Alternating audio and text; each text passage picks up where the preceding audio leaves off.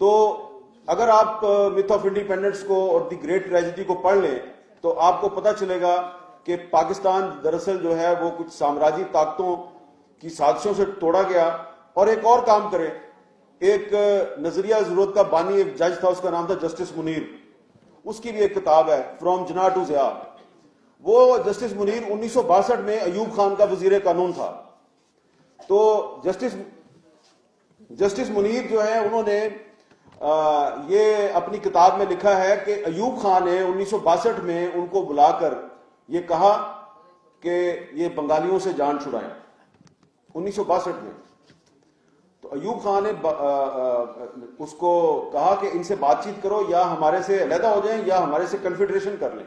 تو جسٹس منیر نے اپنی کتاب میں لکھا کہ میں نے ایک بنگالی ممبر تھے اسمبلی کے رمیز الدین صاحب, ان سے میں نے باقاعدہ مذاکرات کیے کہ یار تم یا کنفیڈریشن بنا لو یا ہم سے علیحدہ ہو جاؤ. تو اب جسٹس منیر نے اپنی اس کتاب میں لکھا کہ رمیز الدین صاحب نے مجھے پوچھا کہ میجورٹی میں کون ہے, بنگالی میجورٹی میں ہے یا تم پنجابی میجورٹی میں ہو, کیونکہ وہ ویسٹ پاکستان کو پنجابی کہتے تھے. تو جسٹس منیر نے کہا کہ آپ میجورٹی میں ہیں. تو اس نے کہا okay, if we are majority we are Pakistan, تم نے پاکستان میں رہنا ہے تو رہو, نہیں رہنا تو تم ہم سے علیحدہ ہو جاؤ. تو 1962 میں پاکستان کے فوجی صدر ایوب خان نے اپنے وزیر قانون کے ذریعے پاکستان کو توڑنے کے لیے مذاکرات کیے بنگالیوں کے ساتھ. بنگالیوں نے کہا ہم نے پاکستان نہیں توڑنا, تم نے توڑنا ہے تو توڑ دو. لیکن افسوس کی بات یہ ہے کہ اب وہ کتاب تھی جو فرام جناح ٹو ضیاء, اس پہ ضیاء الحق نے پابندی لگا دی, لیکن اب تو پابندی نہیں ہے. تو میں بار بار اس کتاب کا ذکر کرتا ہوں, لیکن ہمارے جو لیڈر ہیں بڑے بڑے, ایون پیپلز پارٹی کے لیڈر جو ہیں, ان کو 2-3 کو تو میں نے خود کتاب دی. میں نے کہا یار یہ کتاب لو, پڑھو, جا کے اسمبلی میں تقریر کرو. پڑھتے ہی نہیں, یہ ایک شکوہ ہے. اچھا, اب اس کے بعد پھر بھٹو صاحب کی حکومت ختم ہوگی 77 میں. تو جیل میں انہوں نے جو کتاب لکھی, 2 کتابیں لکھی. ایک اف آئی ایم اسیسینیٹڈ, جس سے آپ سب واقف ہیں, میرا خیال ہے کہ آپ سب واقف ہوں گے, ٹھیک ہے. لیکن ایک اور بھی کتاب ہے, وہ بھی جیل میں لکھی, اس سے آپ میں سے بہت کم لوگ واقف ہیں. وہ کتاب تھی ریومر اینڈ ریئلٹی, افواہ اور حقیقت. یہ کتاب صرف 1 دفعہ شائع ہوئی, صرف 1 دفعہ. اور جب 1 دفعہ شائع ہوئی تو پیپلز پارٹی کی قیادت سے کہا گیا کہ اگر آپ نے یہ کتاب دوبارہ شائع کی تو دوبارہ کبھی نہ سوچنا کہ تم حکومت میں آؤ گے. اور پھر وہ کتاب دوبارہ شائع نہیں ہوئی, کیونکہ اس کتاب میں بھٹو صاحب نے کچھ ایسے انکشافات کیے تھے اور کچھ ایسی حقائق سے پردہ اٹھا دیا تھا کہ جس سے آج بھی اگر آپ 2020 میں وہ کتاب پڑھیں تو آپ کو پتہ چلے گا کہ آج بھی پاکستان میں جو بہت سے واقعات ہو رہے ہیں اس کے پیچھے کون ہوتا ہے. مثلا میں اس کتاب کے حوالے سے صرف ایک چیز آپ کو بتاتا ہوں.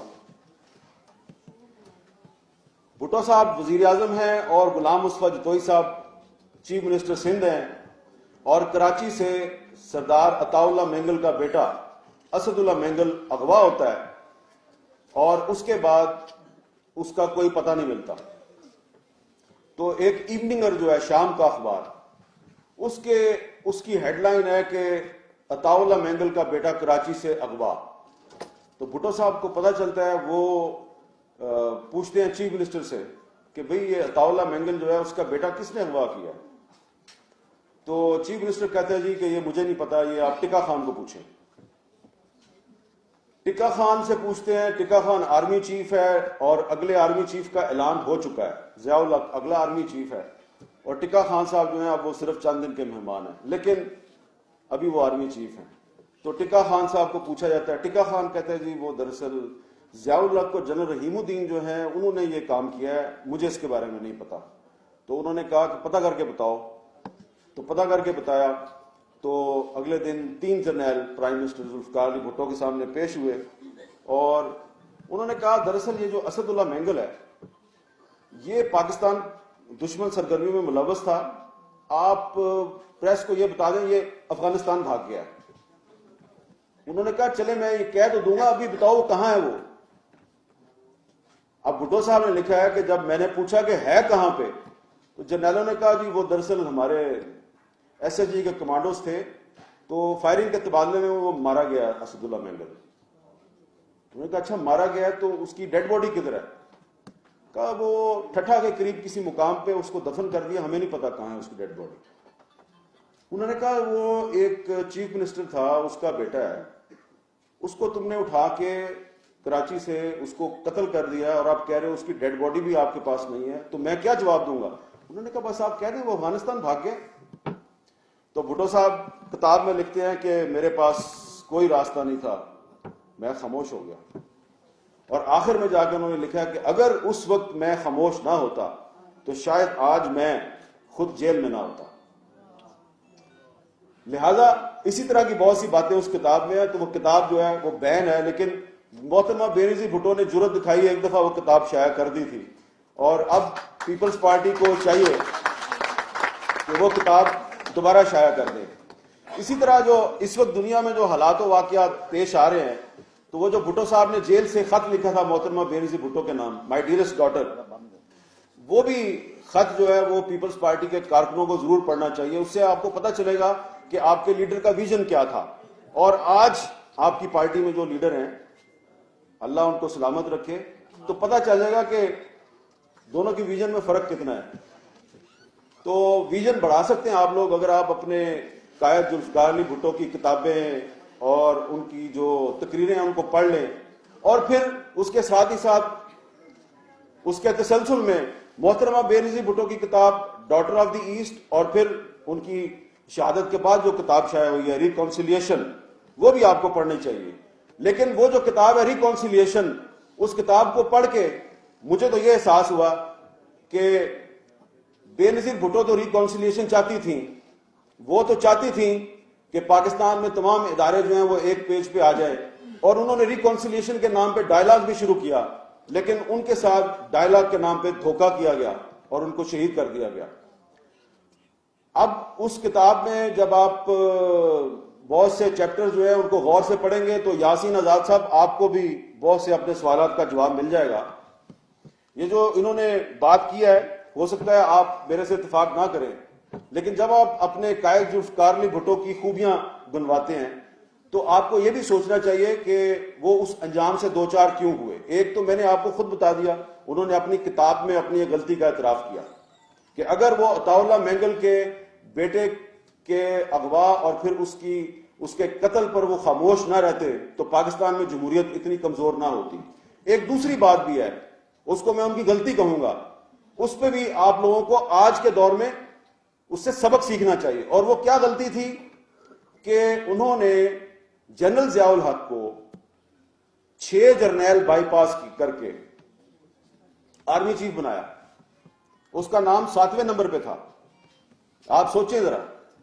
اور یہ پاکستان کی تاریخ ہے کہ جب بھی کسی وزیر اعظم نے سینئر جرنیل کی بجائے نمبر 3 یا نمبر 4 یا نمبر 5 سے بندہ اٹھایا اور اس کو آرمی چیف بنایا, تو اس نے اس کے نتیجے میں کوئی آپ کے ساتھ بھلا نہیں کیا. اس نے یا مارشل لا لگایا یا آپ کو بیک سٹیپ کیا یا جمہوریت کی کمر میں خنجر گھونپا.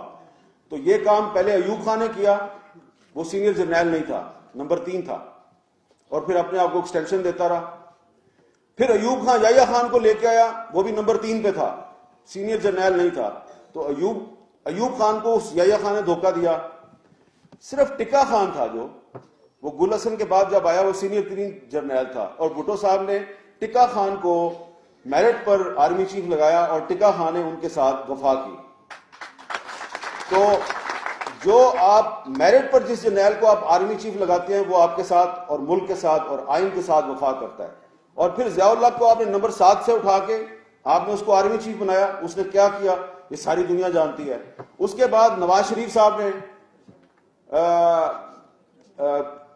پرویز مشرف کو نمبر 3 سے اٹھا کے آرمی چیف لگایا. تو اس نے کیا کیا وہ آپ جانتے ہیں. لہذا یہ آج جو بحث ہو رہی ہے کہ جناب ایکسٹینشن دینی چاہیے نہیں دینی چاہیے, آپ اسمبلی میں اگر آپ نے بحث کرنی ہے تو دیکھ لیں گے کل کون کیا بحث کرتا ہے. تو بحث یہ ہونی چاہیے کہ آپ ہسٹری نکال کے دیکھیں کہ اس کی ضرورت کیا ہے. آپ ایکسٹینشن کی ضرورت کیا ہے آپ کو, اور اگر آپ یہ بڑی ڈبیٹ کر لیں جی، آپ اسٹینڈنگ کمیٹی میں چلا گیا جی، آپ پارلیمنٹ میں 3-4 دن ڈبیٹ کر لیں، الٹیمیٹلی تو آپ نے وہی کرنا نا جس کا حکم دیا گیا ہے، اور وہ یہ حکم یہ دیا گیا ہے کہ آپ نے جنرل قمر جاوید باجوہ کو 3 سال کی ایکسٹینشن دینی ہے، اور وہ تو دینی ہے، ٹھیک ہے، حکم تو یہی ہے۔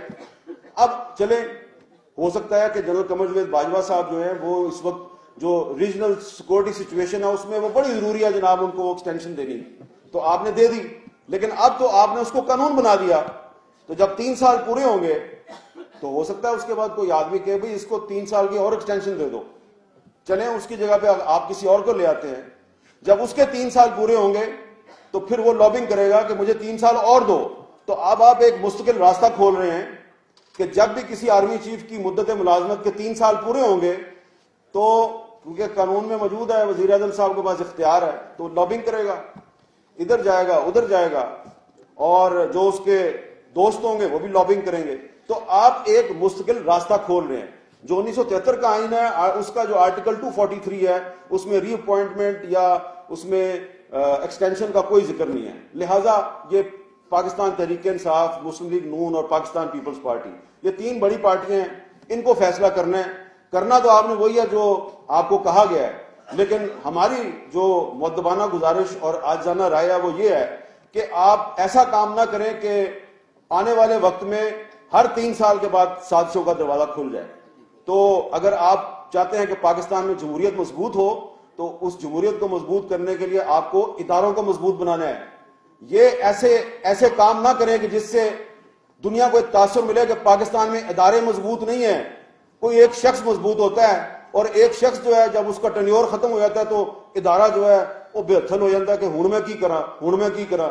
وہی میں سمجھتا ہوں کہ پاکستان کے ادارے بہت مضبوط ہیں، پاکستان کی فوج میں بڑے قابل جرنیل ہیں، اگر ایک جرنیل جائے گا تو 10 جرنیل اس کی جگہ پہ آرمی چیف بن سکتے ہیں۔ تو اگر ایک 2008 کی جو اسمبلی تھی اس میں ایک وزیر اعظم تھا یوسف رضا گیلانی، ڈسکوالیفائی کیا نا سپریم کورٹ نے، اس کی جگہ پرویز اشرف آ گیا، تو ایسا تو نہیں ہوا کہ گیلانی صاحب گئے تو اسمبلی نہیں چل سکتی، حکومت نہیں چل سکتی، پرویز اشرف آ گیا نا، اسمبلی چلی۔ پھر 2013 کی اسمبلی آئی، نواز شریف کو سپریم کورٹ نے ڈسکوالیفائی کیا، اس کی جگہ شاہد خاقان عباسی آ گیا، ادارہ چل رہا ہے۔ تو باقی ادارے بھی جو ہیں اگر ایک بندے کا ٹینیور ختم ہو گیا تو دوسرا بندہ آئے نا، ادارے کو چلنا چاہیے۔ گل سمجھ آ گئی، بہت بہت شکریہ۔